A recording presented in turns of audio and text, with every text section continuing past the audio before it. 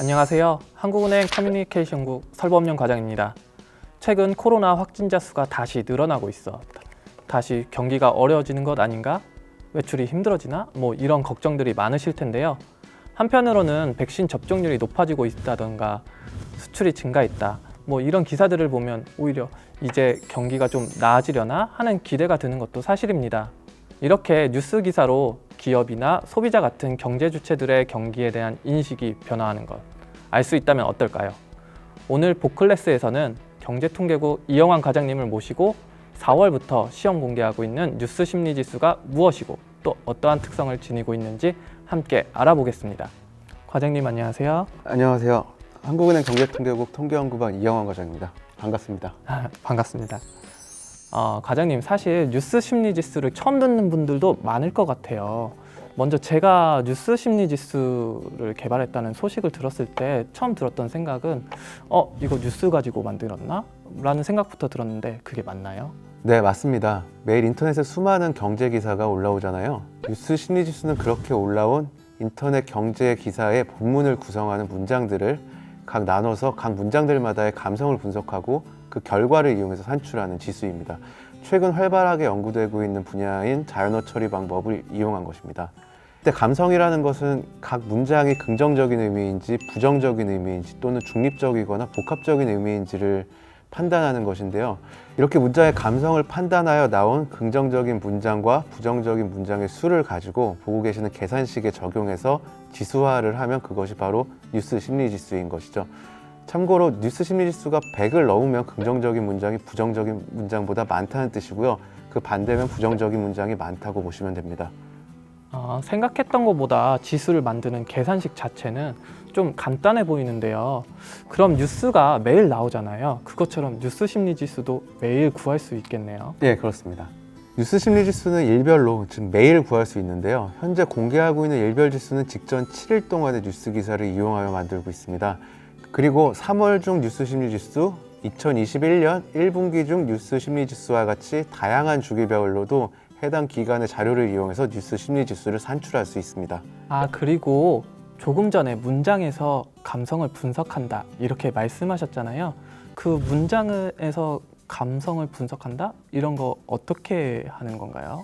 예, 사실 사람이 매일 올라오는 수만 건의 기사를 다 읽고 문장마다 감성을 분류하는 것은 현실적으로 매우 어려운 일입니다.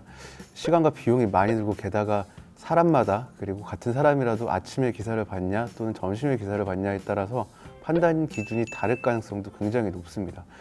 그래서 컴퓨터가 기사를 직접 읽고 컴퓨터가 그 분석을 사람 대신하게 해야 합니다. 그런데 컴퓨터가 감정이 있는 사람이 아니잖아요. 그래서 처음부터 그 문장만 보고 이게 감성이 긍정적인지 부정적인지를 판단할 수는 없습니다. 그래서 우리는 컴퓨터가 긍정과 부정을 판단할 수 있도록 학습시켜야만 합니다. 쉽게 생각하면 일종의 인공지능을 만들어내는 것인데요. 학습을 위해서 일단은 먼저 뉴스 기사 문장을 일부 발췌합니다. 그리고 이 문장을 긍정인지 부정인지를 사람이 직접 분류한 데이터베이스를 구축했습니다. 즉 일종의 해답이 있는 문제집이라고 생각하면 쉬울 것 같은데요. 그 컴퓨터가 이 문제집을 풀도록 학습시키면 되는 것이죠. 이렇게 답이 있는 문제집을 풀게 하는 방식을 기계학습에서는 지도학습법이라고 하는데요. 이런 일련의 과정을 거쳐서 훈련된 컴퓨터가 스스로 뉴스 기사 내용을 가지고 뉴스 심리 지수를 만들 수 있게 되는 것입니다. 쉽게 말하면 해답이 있는 문제집을 기계들이 풀어서 학습을 하고 비슷한 유형의 문제들을 다시 한번 기계가 풀어서 감정을 분석한다 이렇게 말씀하신 거죠. 이제 조금 이해가 되는데요. 과장님 이번에 시험 공개하고 있는 뉴스 심리 지수를 같이 보면서 설명해 주시면 조금 더 좋을 것 같은데요. 괜찮으실까요? 예. 보시는 것처럼 왼쪽은 동일본 대지진이 있었던 2011년의 뉴스 심리 지수입니다. 그리고 오른쪽은 메르스 사태 당시 2015년의 그래프인데요. 먼저 왼쪽 그래프부터 보시면요. 동일본 대지진이 발생한 직후에는 뉴스 심리 지수가 크게 하락했죠. 이후 3월 말 발표된 소비자 심리 지수도 전월에 비해 크게 하락하는 모습을 보였습니다. 또한 2015년 6월 메르스 최초 사망자 발생 이후에도 뉴스 심리 지수가 이전보다 하락하였다가 다시 상승하였는데요. 보시는 것처럼 이후 발표된 소비자 심리 지수도 뉴스 심리 지수와 유사한 모습을 보였습니다.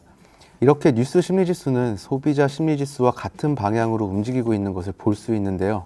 그런 움직임을 소비자 심리 지수가 발표되기 이전에 확인할 수 있다는 것을 두 그래프를 통해서 알 수 있겠죠. 그러네요. 방금 그래프들은 근데 몇 년 전 사례고 작년부터 코로나19 때문에 많은 분들이 어려움을 겪고 있잖아요. 작년부터 최근까지 뉴스 심리 지수는 어땠나요? 네, 보시는 그림은 작년부터 올해 3월까지의 뉴스 심리 지수인데요. 제가 주요 경제 이슈들이 발생한 지점을 표시해 두었습니다. 표시한 시점 위주로 보시면요. 우선 코로나19 국내 첫 확진자 발생, 1차 확산기였던 2월 중순, 2차 확산기였던 8월 중순과 같은 시기를 기점으로 뉴스 심리 지수가 하락하는 모습을 볼 수 있습니다. 반대로 1차 재난지원금 지급이라든가 거리두기 단계 하향과 같이 경제에 긍정적 시그널이 될 수 있는 이슈가 있었을 때는 뉴스 심리 지수가 반등하는 모습을 볼 수 있습니다. 그런데 그림을 보니까요. 작년에 코로나19 때문에 경기가 안 좋았는데도 불구하고 3월에서 4월 정도를 빼고는 대부분 뉴스 심리 지수가 100을 상회하고 있거든요. 그 100을 상회한다는 거는 아까 말씀하셨을 때 긍정적인 시그널이 더 많았다고 저는 해석을 하고 있는데요. 생각해보면 또 작년에 뉴스 기사들의 헤드라인도 부정적인 경우가 굉장히 많았던 것 같은데 이런 것들은 조금 어떻게 설명할 수 있을까요? 네, 말씀하신 것처럼 경기가 좋지 않은데도 불구하고 경제뉴스에서 긍정적인 문장이 부정적인 문장보다 많은 것으로 나타났습니다. 이는 경제뉴스 기사의 헤드라인이 아니라 본문을 사용하기 때문에 생기는 현상이라고 생각되는데요. 실제로 저희가 2005년 이후 뉴스 기사들을 분석해 봤을 때는 전반적으로 긍정적인 문장이 부정적인 문장의 수보다 많았습니다. 근데 왜 이런 현상이 나타났나요?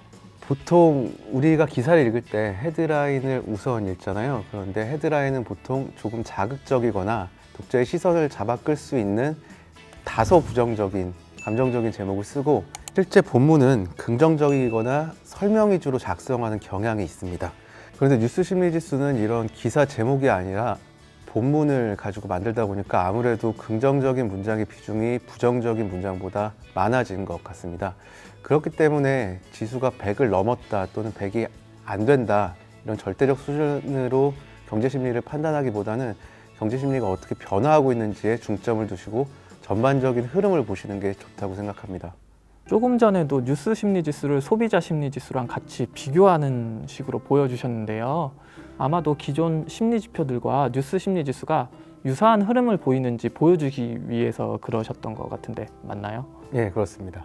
그러면 결국 뉴스 심리 지수가 우리가 주로 기존에 사용하던 심리 지표들과 좀 유사한 흐름을 보이는지 확인이 돼야지 저희가 믿고 쓸 수 있을 것 같은데요.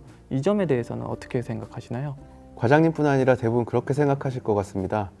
먼저 기존 경제 심리 지표들에 대해서 잘 모르시는 분들을 위해서 간략히 소개하고 말씀드리면 좋을 것 같은데요. 경제 심리 지표에는 대표적으로 소비자 심리 지수, 경제 심리 지수, 소비자 동향 지수, 그리고 기업 경기 실사 지수 같은 것들이 있습니다. 이 지표들은 설문조사 결과를 기반으로 만들어지는데요. 설문을 통해서 경제 주체들이 각자 경제 상황에 대해서 어떤 판단을 하고 있는지를 알 수 있도록 설계되어 있습니다. 따라서 이런 지수들이 경제에 대한 경제 주체들의 심리를 보여준다고 할 수 있는 것이죠. 다시 말씀하신 질문으로 돌아가 보면요. 뉴스 심리 지수가 주요 경제 심리 지표뿐만이 아니라 선행 종합 지수와 GDP 등과 같은 실물 경제 지표와도 상관관계가 높고 많은 경우에 1, 2개월 먼저 움직이는 선행성이 나타났습니다. 자, 표를 보시면 소비자 심리 지수와 경제 심리 지수뿐만 아니라 현재 생활 한편, 현재 경기 판단과 같은 소비자 동향 지수의 주요 항목과 0.7 이상의 상관계수가 나타나고 있습니다. 다른 지표들도 상관관계가 높은 편입니다. 그리고 최대 상관시차가 마이너스 1 또는 마이너스 2로 나와 있는데요. 이건 뉴스 심리 지수가 마이너스 1로 표시되어 있는 지표들보다는 1개월, 마이너스 2로 표시된 지표들보다는 2개월 먼저 움직인다는 그런 뜻입니다. 이어서 월별 뉴스 심리 지수는 실물 지수 중 하나인 선행 종합 지수보다 1개월 선행하고 약 0.67 정도의 상관관계를 보이고 있습니다. 그리고 분기별 뉴스 심리 지수는 GDP와 0.6의 상관관계가 나타나고 있습니다.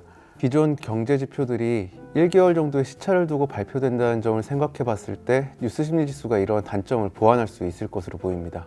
정리하자면 뉴스 심리 지수가 기존 심리 지표들과 비슷한 움직임을 보이는데 오히려 경제 심리에 대한 변화는 더 빠르게 포착할 수 있다는 말씀이신데요.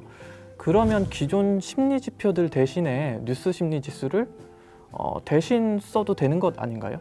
결론부터 말씀드리면 그렇지 않다고 생각합니다. 우선 기존의 심리 지수를 사용하시되 뉴스 심리 지수를 보조적 지표로 사용하시면 좋겠다고 말씀드릴 수가 있겠는데요. 뉴스 심리 지수가 설명드렸던 장점이 있는 건 맞지만 아무래도 기존 통계 작성 방식과는 다르게 텍스트 데이터라는 비정형 데이터를 통해서 만들어지다 보니까 아직 실증적인 연구와 검증이 부족한 면이 사실입니다. 앞으로 계속 연구되어야 되는 분야이기도 하고요. 그래서 작년 2월에 뉴스 심리 지수를 개발한 후에 내부적으로 편제를 하고 교수님들과 전문가들과도 협의를 거쳐서 기존 심리 지수들과 유사한 모습을 보이는지 또는 안정적으로 움직이는지 그리고 활용 가치가 충분한지에 대해서 검증했던 것입니다. 그 검증하는 과정이 굉장히 힘드셨을 게 그려지는데요. 그럼 4월부터 시험 편제하고 있는 뉴스 심리 지수는 어디서 확인할 수 있을까요? 한국은행 경제통계 시스템에 매주 화요일에 업로드하여 공개하고 있는데요. 공식 통계가 아니라서 보도자료와 같은 별도의 설명자료는 배포하지 않고 데이터만 업로드하고 있습니다. 그리고 시험 공개 기간 동안 뉴스 심리지수의 대외 공개 여부가 뉴스 심리지수에 다시 영향을 미치는 피드백 현상이 일어나는지에 대해서도 한번 검토하려고 하고 있습니다. 그리고 아직은 뉴스 심리지수가 통계청 승인 통계가 아니지만 나중에 통계청의 시범 통계 제도가 마련되면 공식 통계로서 승인을 받기 위한 절차도 진행하는 계획을 가지고 있습니다. 뉴스 심리 지수가 물론 현재로서는 한계점도 있지만 장점들도 많으니까 앞으로 더 많이 사용될 수 있었으면 좋겠네요. 과장님, 자세한 설명 감사합니다. 뉴스 심리 지수가 매주 한국은행 경제통계 시스템에 공개되고 있으니 한번 확인해 보시는 건 어떨까요? 시청해 주셔서 감사합니다.